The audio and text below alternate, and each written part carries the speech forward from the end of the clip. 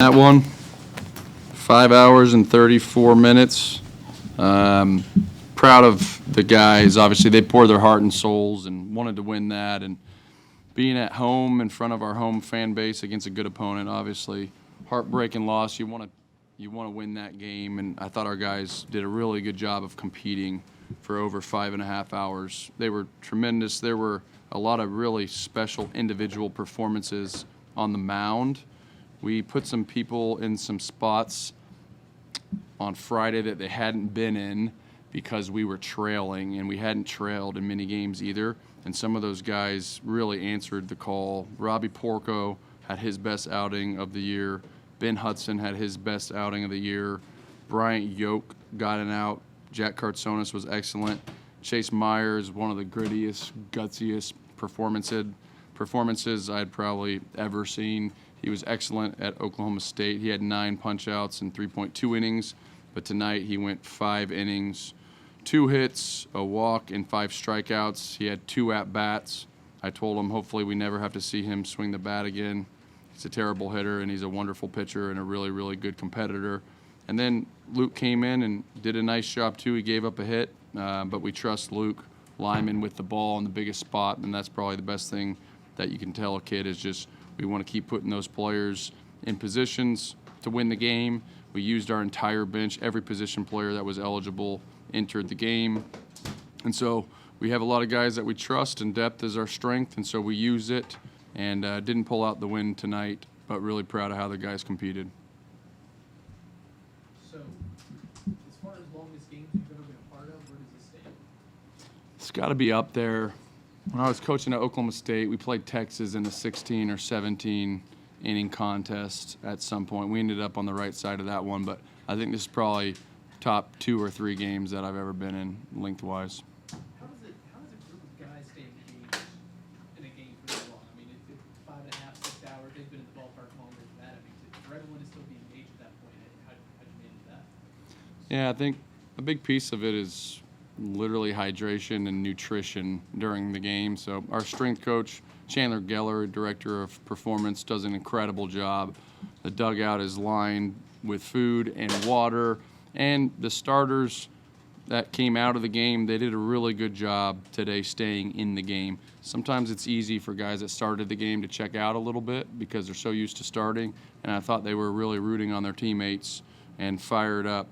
Chase brought great energy on the mound, Chase Meyer, and the pitchers just kind of kept answering the call. So those guys were fired up, competing. You saw those individual moments of like excitement. Skylar King gets a bunt down and he's fist pumping down the right field line. Just some big moments where guys were really playing to win. And so 5.5 hours later, our guys are used to adversity. They train for that. Long days at the field, long practices, adverse weather. And so I thought today was just another one of those tests, and they certainly passed that. 30 players eligible to play in the game, right? How much does that affect you in what you're trying to do, especially for pitching with 2 more games to go? Massively. I don't know where we stand exactly, but both teams obviously had to throw a lot of pitches, and they threw their best arms because on Friday night you go play to win. And I think that's pretty much everybody's philosophy. There's not a lot of holding back. And so we'll have to have some individual performances and some starts, hopefully, that are longer. You might not be able to go to the bullpen so fast. Today, Griffin Kern went 2.2 innings as a starter. You might have to wear a few more hits or walks or runs in this series because you can only go to the bullpen so much. And some of these arms that threw today, they won't be available tomorrow because of the pitch count. When you go into 10:30 from the 11, does it cross your mind, like, when you're making decisions, hey, this could go 15, 16, 17 years, everything kind of more like anybody? Yeah, I think everybody's different. Like, I'm a guy that's always says, I'll play 20 innings if we get the win. I prepare for 20. That's always like where I'm at mentally. And then some players think that that's, or players, staff, they think that's almost like a negative outlook because you're saying we're not going to win the inning now. I just like to prepare myself mentally that I'll camp here if I have to win the ball game. Whereas Some guys are more right here, right now, in the moment. I think if I think that, then I can be pretty clear. It's like we're not trying to get out of here. I always feel like there's a little bit of a battle of like a hero mentality with players in those moments. You get to the 11th, 12th, 13th, 14th, and everyone's trying to either strike a guy out or hit a homer versus draw a walk, get a bunt down, have a quality at bat, hit a single up the middle, win pitches. It feels like each bat there's more and more on it, whereas I always try to just get the team to understand that if we do what we do, we'll probably score a run here at some point. They have an excellent pitching staff. They have some of the best stuff in the country. If you're a baseball guy and you watch those games and what was thrown at the mound today, there's nasty stuff on both rosters. There's going to be other teams that we play certainly that have great pitchers, but there's not going to be a lot of other teams in the country when you watch two like that have that many pitchers with that good of stuff. Kind of on that note, you guys held Arizona scoreless for essentially 13 innings, a full game and then some in between the time that they scored. I mean, that certainly speaks to what the guys out of the bullpen were able to do, especially when we talk about Chase. Right?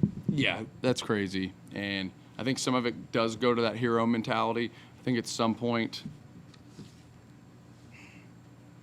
Oni said, I think that's that guy's 6th strikeout on the day. And so it was like, wow, it's hard to strike somebody out once or twice or 3 times. I mean, that's a hell of a week to strike out 6 times. And so, and I think it's both ways, right? We had 29 strikeouts. I've never seen a number like that ever. But it just shows the quality of pitcher and probably a little bit of the pressure that the hitters were putting themselves in those big moments, because that's abnormal, I would say. The last time that we didn't score a run in, I bet there hasn't been one time this entire year that we hadn't scored a run in 7 innings is my guess. And so pitching has something to do with it, but I think that feeling of need to want to win, we have to do it now.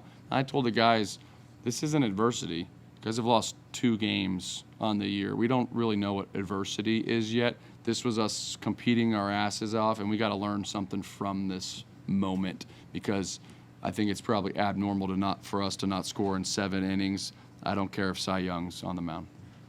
Coach, obviously you had Chase Meyer have 2 at-bats. Is there anyone in your bullpen that you can trust to potentially go up the bat and continue to plan and come across another game like this? Yeah.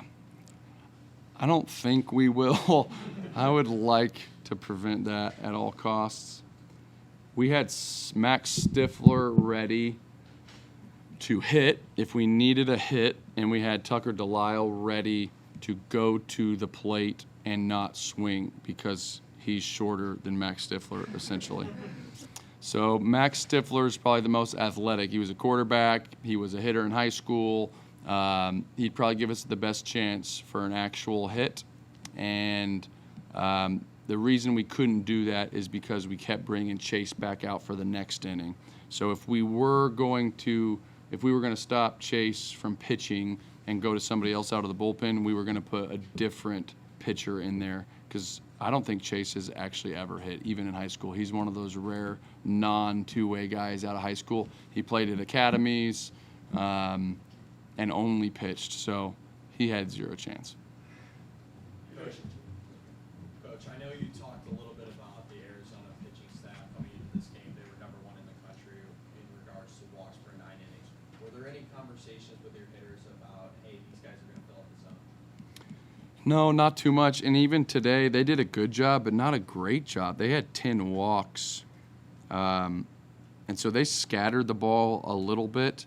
They do a nice job pitching in the zone. They're not traditional pitchability command guys. They're plus stuff, plus pitches over the plate. So, like, they're not in and out, up, down. They are 96 with power sliders. They get tons of swing and miss, which really helps their walk rates. So people offer at nasty pitches and strike out.